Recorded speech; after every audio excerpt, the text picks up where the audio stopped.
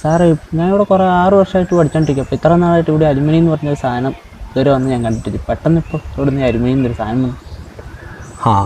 നല്ലൊരു ചോദ്യമാണ്.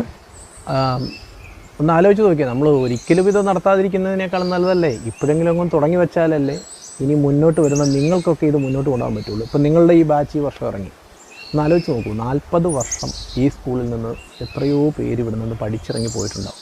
ഒന്ന് അവരേതൊക്കെ തലത്തിലായിരിക്കും നമുക്കതേക്കുറിച്ച് ഇപ്പോൾ എനിക്കറിയില്ല. എന്നോടൊപ്പം ഉണ്ടായിരുന്ന 10-80 പേരുണ്ടായിരുന്നു. ഞങ്ങൾ വല്ലപ്പോഴുമൊക്കെ അവിടെ ഇവിടെ കാണുന്നുണ്ടെന്നുള്ളതല്ലാതെ, പക്ഷെ നമ്മളായിരുന്ന സ്ഥാപനത്തെ വന്ന് നമ്മുടെ ആ സ്ഥാപനത്തിൻ്റെ ഒരു ആംബിയൻസിൽ വീണ്ടും ഒന്നുകൂടെ കാണുക എന്നുള്ളതാണ് ഈ പ്രോഗ്രാമിൻ്റെ ഉദ്ദേശമെങ്കിലും തുടർന്ന് പോകുന്ന കാലഘട്ടങ്ങളിൽ നമുക്കിവിടെ നമ്മുടേതായിരുന്നു എന്ന് തോന്നുന്ന വിധത്തിൽ എന്താ ഇവിടെ നമ്മളൊന്ന് അന്വേഷിക്കും അല്ലേ. നമ്മൾ കടന്നുപോയ സ്ഥലങ്ങളിൽ നമ്മുടേതായ എന്തെങ്കിലും ഫുട് പ്രിൻ്റ് ഉണ്ടോ എന്ന് നമ്മൾ അന്വേഷിക്കും. അപ്പം അത്തരമൊരു അന്വേഷണത്തിൻ്റെ ഭാഗമാണെന്ന് ലഘുവായിട്ട് വേണം പറയാം. പിന്നെ ഇതിനെ സംബന്ധിച്ച് പലരും പല ചോദ്യങ്ങൾ എന്നോട് ചോദിക്കാറുണ്ട്. കൃത്യമായിട്ട് ഉത്തരം എനിക്കൊന്നേ പറയാനുള്ളൂ.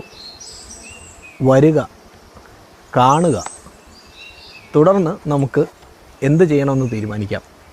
ഇത് ഏതാനും പേരുടെ ഒരു ആക്ടിവിറ്റിയല്ല.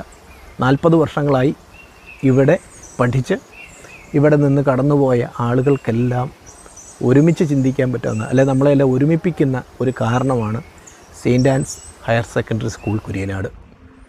അപ്പോൾ അവിടേക്ക് മെയ് 11-ാം തീയതി ഉച്ചതിരിഞ്ഞ് 2 മണിക്ക് ഇതേ സ്ഥലത്ത് വെച്ച് നമുക്ക് കാണാം.